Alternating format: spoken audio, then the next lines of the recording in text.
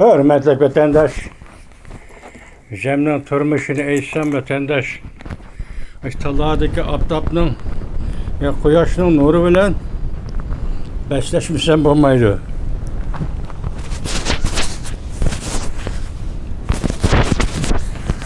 Kirib ketdi yengam shunga.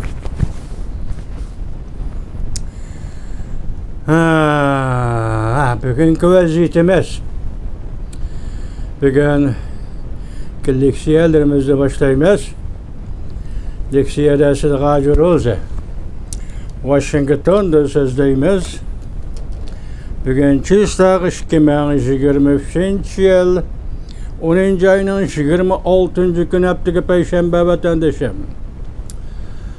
Bugünkü vaziyetimiz neyse bugün elbette va'da bo'yicha Jungo Kompartiyasi Merkezi Komitet İşxonasining mudiri, Tashqi ishlar ministri, diplomatiya ishlariga mas'ul kishi, ya'ni Wang Yi efendi Washington ziyorat keldi bugunlardan aytganda.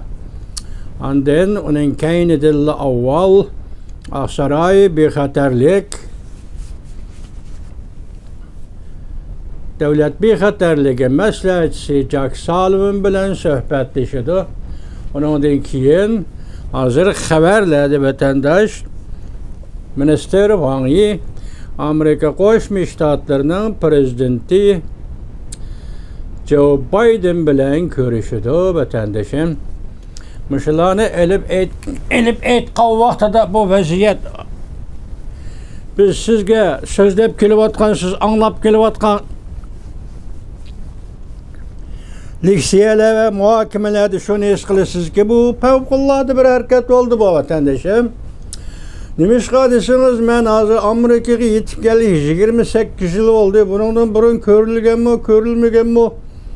Bu 28 yıl jarayonida hech qachon Amerika Qo'shma Shtatlarining har navbatlik hukumatlari din aytganda Jungoning tashqi ishlar ministri darajalik odamlarni Aksarayga kelib kirib suhbatlashgan ya ko'rishgan emas vatandaşlar. Bu acayip bir g'alati, acayip bir munosabat davri kirib qoldi hozir Jungo Amerika munosabati davri. Çünkü bir yerda yana bir misal Jungoning reis Xi Jinping 2012-yili siyosiy hokimiyatga yaqinlab kelib taxtga chiqqandan beri hozirgacha mening bilishimcha Amerikani 2 qatim ziyorat qildi vatandaşım. Birinci qatimlik ziyorat Prezident Obama davrida, sobiq Prezident Obama davrida, bu ihtimal 13. yılı o demiş, 2013. yılı. Lekin bir vaqt nayeti aniq 6. ayının 13. günü, yani cuma 6. ayının 13. günüdür reis Xi Jinping Kaliforniyada Prezident Obama bilan ko'rishdi. Shu yerdan qaytib beriblar 6. ayının 26. günüde 13. yılı Pichan Lükchen vakasını paydo qildi. Ben şu vaqt so'zga leksiyam esimda bor dedim ki, sen tunugün Prezident Obama bilan ko'rishib bugun qaytib kelib Uyg'uristonning Lükchen, Pichan noyasi Lükchen yezisida terrorizmlik vaqani paydo qilding dedi. Bu Uyg'urlarning ishi emas. Bu Jungo Kompartiyasi o'zining bir qo'lliq, bir planliq o'rinliq ishi. Tekniysen şuna oldu vatandaşım. Sen o Prezident Obama bilan ko'rishganligini mi yüz xatir qilmadi? Mush yerda mush vaqani paydo qilding degan edi. İkinci qatim reis Xi Jinping deyli 2017 yil 4. ayının 7. kunida sobiq Prezident Trumpning Florida shtatidagi aramgohida qabul qilindi yoki Prezident Trump bilan ko'rishdi vatandaşım. Şu yil 11. ayının 1. kuni sobiq Prezident Trump Beijingni taklif bilan Beijingni ziyorat qildi vatandaş. Javoban ziyorat qildi. Mushu munosabat meni demakchi bo'g'inim ta hozirgacha Jungoning reis Xi Jinping Aksarayga yaqinlab kelarligini yo'q. Mening bizimning xotirasida cuma agar buni sirtini nima ishlar yuz bertas bilan o'zimning xotirasini so'zlab o'taman sizga vatandaşım. Bunun sırtıda Reis Xi Jinping Aksaray'a yıkılıp kilerligini yok. Bugün en tuyuksuzlar Reis Xi Jinping'nin Tashqi ishlar ministeri va yakime o'tganda degandek hem veziri, hem Tashqi ishlar ministeri, hem Cumhuriyet Halk Cumhuriyeti diplomatiya ishlarining mas'uli. Yani bir noktada aytganda Reis Xi Jinping'nin yakın sabdishi ve yakın sirdishi, maslahatchisi desin buluyordu hozirgi kunda. Çünkü ishkili adam kaldı vatandaş. Reis Xi Jinping Wang Yi. Hazır olup oynayotgan müşki adam, başka adamlar yok. KKB tildenmesi, Vezir Li Changma KKB tildi vatandaş. Gördünüz mü? Bugün ana şundak bir kişini, mesela Cumhuriyet Halk Cumhuriyeti'nin Tashqi ishlar ministerini Aksaray'a elip gelip Aksaray'da görüşüş. Yani kilip devlet bexatarligi maslahatchisi Jaksal bilan görüşüş. Yani kilip devlet ishlar katibi Antony Blinken görüşüş. Yani kilip Prezident Joe Biden Aksaray'da.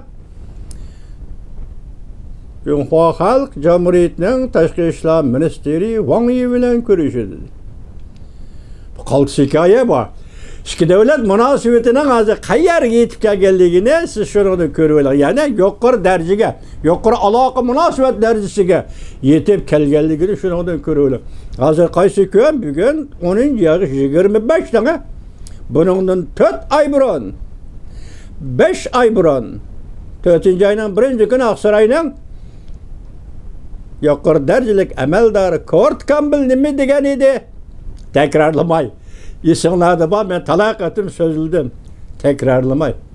Aloqa munosabat narsa keltiradi. Endi sizlar shuni ko'ringlarki, bu oldimizda 29-28 kunida Amerika Qo'shma Shtatlari harbiy taraf, ya'ni davlat mudofaa ministrligining qarmig'idan masalan vakillik xarakteriga ega bir nafar davlat mudofaa ministri amaldori Beijingga berib, Beijing Fushanma nima harbiy ishlar yig'iniga, ya'ni harbiy ishlar Moon bir yig'iniga qatnashdi.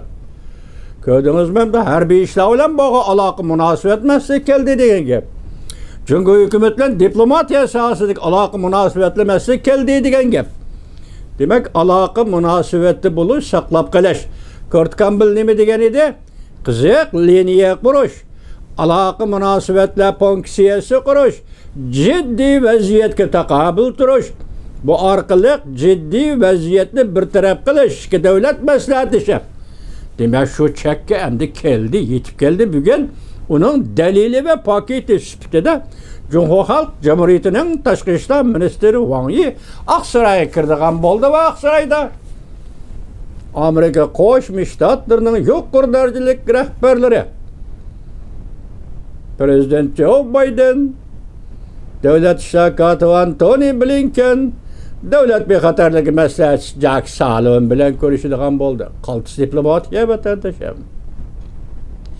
Siz şunu ko'rib olasizki, Amerika Qo'shma Shtatlari diplomatlari va rahbarlarining qanchalik eg'ir va salmoqli bilan ishlaganligini Prezident Joe Biden hukumati amaldorlarining Kurt Campbelldan boshlab bugun ko'rishishgacha, hatto jungoliklar shunchalik askilik qilsin, masalan 6-oyning 18-kuni davlat ishlar katibi Antony Blinken Beijingni ziyorat qilganda İki tarafga ayırıp o'ltog'izib, bu taraf Jungo amaldorlari, bu taraf Amerika amaldorlari o'tirib Reis Xi Jinping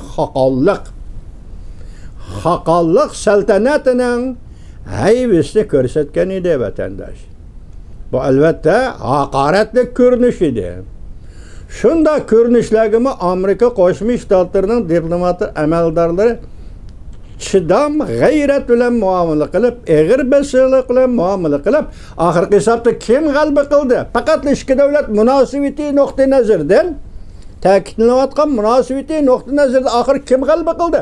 Ya Washington g'alaba qildi desam, bugun Aksarayga kirding, Washingtonga kelding, Prezident Joe Biden bilan ko'rishadigan bo'lding. Demak, bu zo'r g'alaba. Yani bu diplomatiya sohasidagi g'alaba deyildi vatandosh.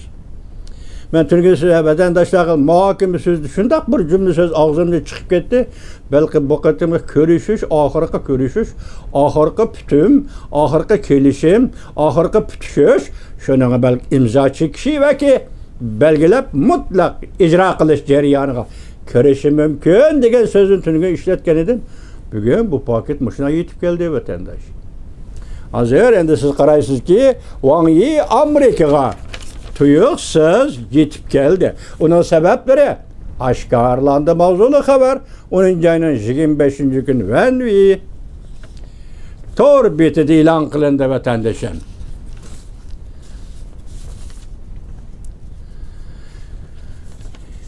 Bu mavzu eslamandagıda Amerika bilen Jungo'nun yuqori qatlam aloqa munosabatlari.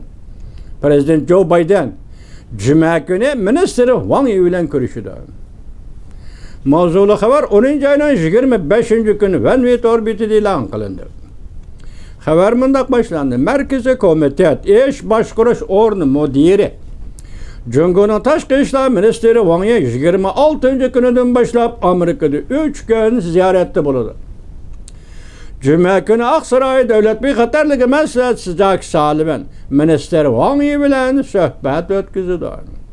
Reuters xabardor kishilarni naql keltirib mundaq ko'rsatdi. Shu kuni Prezident Joe Biden minister Wang Yi bilan ko'rishdi. Suhbat o'tkazdi. Aksaray mundaq e'lon qildi. Devlet Bexatarligi Maslahatchisi Jack Sullivan minister Wang Yi bilan ko'rishdi. Aksaray mundaq ko'rsatdi. Bu qatimqi uchrashuv va ko'rishishlarda ikki taraf strategik aloqa munosabatlarini saqlab qolishga va'da berdi. Ama boshqa tahlilimiz yoki analizimiz mana jumlalar birla o'tirdan da muayyallashganda, konkretlashganda bir ta'sir berdi sizga vatandaş. Bu munosabatlarni mas'uliyatchan bilan boshqarish ko'rsatgan tirishchanlikning bir qismidir. Har ikki taraf.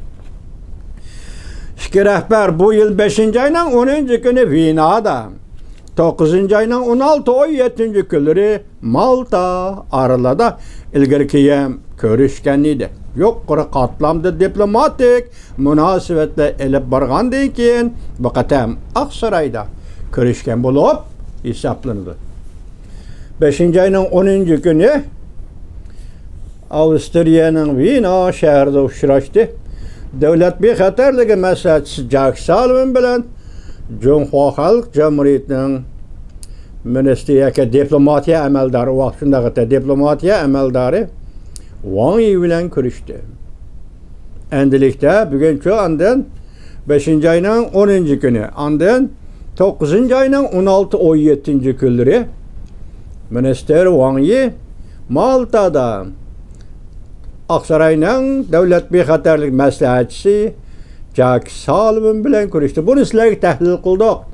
Bu ko'rishishni o'rinlashtirish Malta ajoyib bir ish dedi vatandosh. Shundaqmi ya?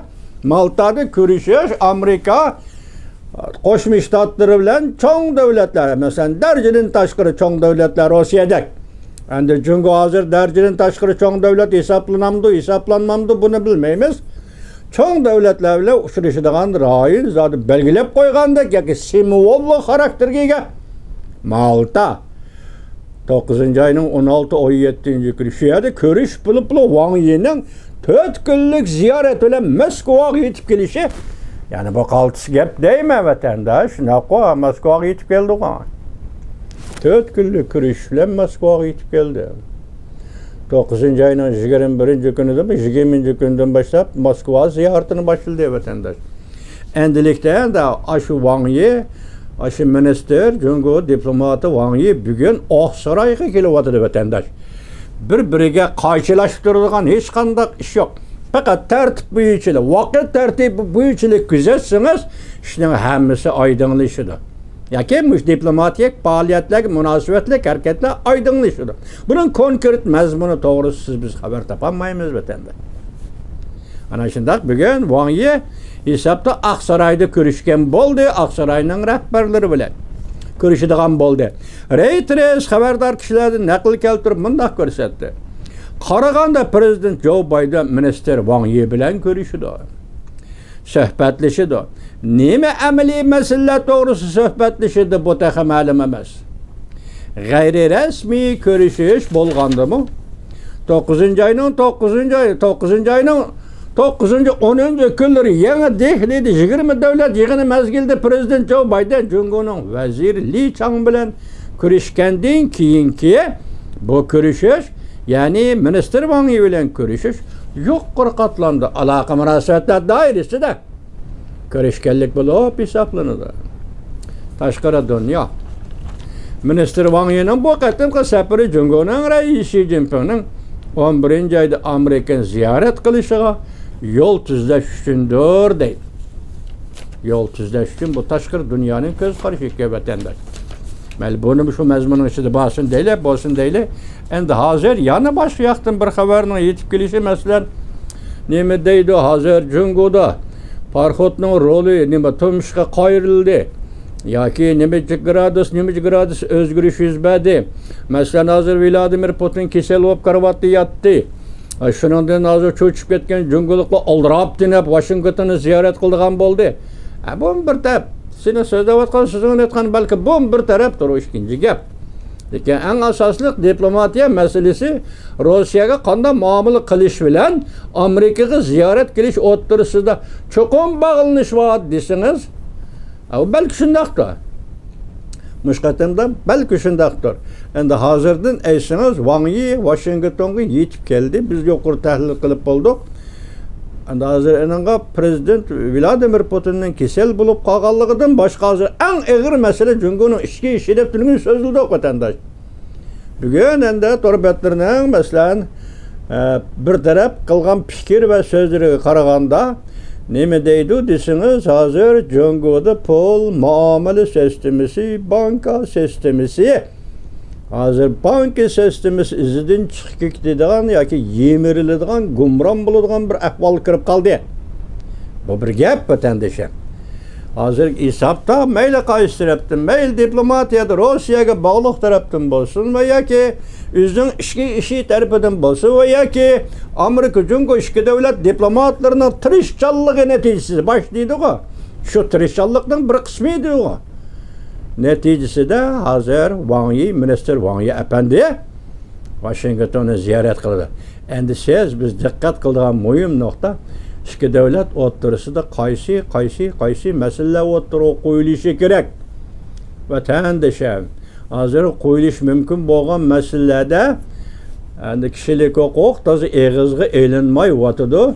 Endi bunu Amerika taşlıyor ötedi demeyimiz. Tünügün 18. günü, 10. ayının 18. günü Birleşken Devletler Teşkilatı Amerika, Angliya, İsrail ve Kanada, Ukrayna başçılığında 51 devlet Uygur'un kişilik hukuk doğrusu imza çekti vatandaşım. Aralıkta kaç gün etken buludu? İşte bugün 5, 7, 8 gün. 8 gün etken buludu. 8 gün işçiliği Aksaray, Prezident Joe Biden hükümeti Uygur meselesini unutup kalıdı dese buna işengili olmaydı vatandaşım. Endi hazırki mesele Reis Xi Jinping San Francisco'ya kaçan kildi. Şunun için bu özgürlük nime? Buna dikkat kılımız vatandaş.